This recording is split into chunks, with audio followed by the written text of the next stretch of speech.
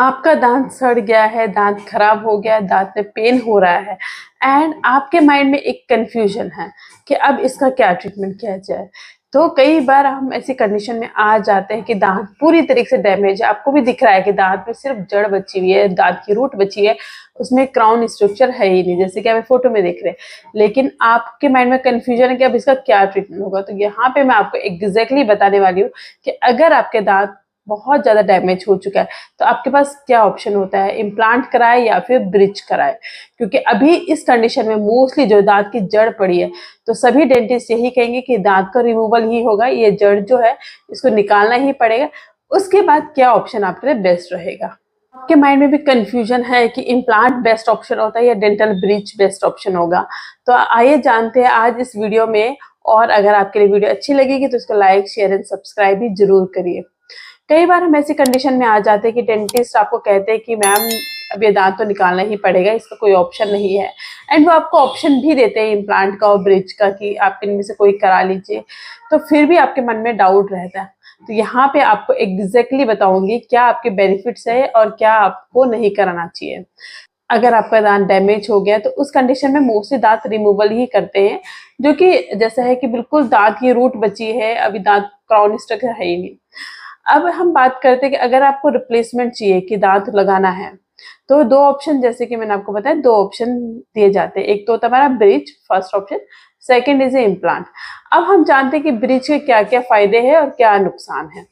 सबसे पहले बात करेंगे ब्रिज एग्जैक्टली होता क्या है। ब्रिज का मतलब होता है कि एक होता है कि अगर आपका एक दांत मिसिंग है, जैसे कि आपको दिख रहा है, तो ये दांत हम ऐसे नहीं लगा सकते। इसके लिए हमें लगाने के लिए सपोर्ट चाहिए होता है। सपोर्ट हम कैसे लेंगे, आगे के दांत का भी और पीछे के दांत का, दोनों दांतों का सपोर्ट लेके फ्री ब्रिज बनता है।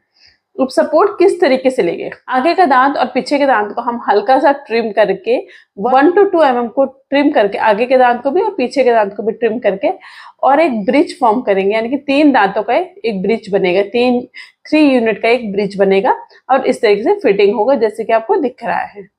तो ये बहुत सारे लोग इस ट्रीटमेंट के लिए जाते हैं। इसके अभी जानते कि फायदे क्या क्या होते हैं। इसका अगर हम सबसे बड़ा फायदा देखेंगे तो कॉस्ट इफेक्टिव है, पेशेंट का इतना चार्जेस नहीं लगते हैं जितना इम्प्लांट के लगते हैं। दूसरा जो इम्पोर्टेंट फायदा होता है कि ये ज्यादा टाइम नहीं लेता है, 5-7 दिन में, ये 1 हफ्ता मैक्सिमम ले लो, इसमें हो जाता है। तीसरा जो फायदा होता है परमानेंट होता है, ये निकालना नहीं पड़ता है, ये आपको फिक्स्ड डेंचर है, ये फिक्स पार्शियल डेंचर है, तो इस तरीके से निकालना नहीं पड़ता है। आप जानते हैं कि इसका एक बहुत बड़ा ड्रॉबैक भी है। ड्रॉबैक ये है कि क्योंकि अननेसेसरी हमको दोनों दांतों को ट्रिम करना पड़ेगा, आगे के दांतों को भी और पीछे के दांतों को भी ट्रिम करना पड़ता है। तो उस कंडीशन में अननेसेसरी ये करना पड़ता है। तो कभी कभी आफ्टर द ब्रिज लगाने के बाद पेशेंट को सेंसिटिविटी का इश्यू हो सकता है। कभी अगर प्रॉपरली ढंग से नहीं कुछ होता है या ओरल हाइजीन पेशेंट मेंटेन नहीं कर पाता है तो इस सेंसिटिविटी का इश्यू हो जाता है। उस केस में पेशेंट को फिर रूट कैनाल करना पड़ेगा दोनों दांतों में और फिर ब्रिज लगाना पड़ेगा।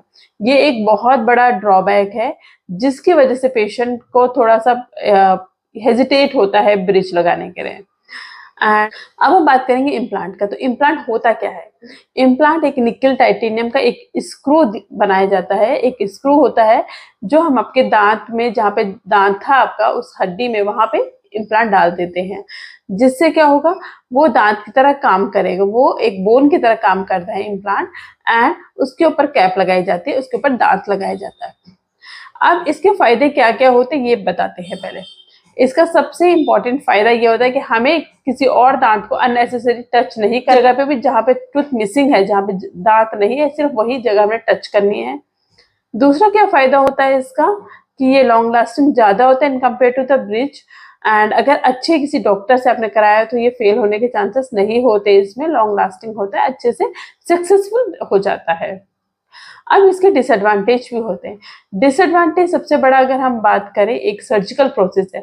तो कुछ पेशेंट्स में ऐसा होता है कि सर्जरी कॉन्ट्रा इंडिकेटेड होते हैं। जैसे हम अगर माने तो डायबिटीज पेशेंट होते हैं, या हाइपरटेंशन बहुत ज्यादा है, ये बीपी या शुगर बहुत ज्यादा है, तो उन केसेस में इम्प्लांट के फेलियर के चांसेस बहुत ज्यादा होते हैं। तो मैं पर्सनली रिकमेंड नहीं करती हूँ ऐसे पेशेंट्स को, क्योंकि अगर आपका दांत में इम्प्लांट कुछ सालों बाद फेल होगा तो एनीवेज आपको बेनिफिट नहीं देगा वो। दूसरा जो ड्रॉबैक होता है, ये कॉस्ट इसका ज़्यादा होता है in compare to the bridge, तो हर पेशेंट इसको अफोर्ड नहीं कर सकता है। कुछ पेशेंट्स का इशू रहता है मनी का, तो वो इसको अफोर्ड नहीं कर पाता है। ये दो ऐसे डिसएडवांटेज थे जो इसके बहुत ज़्यादा बड़े हैं।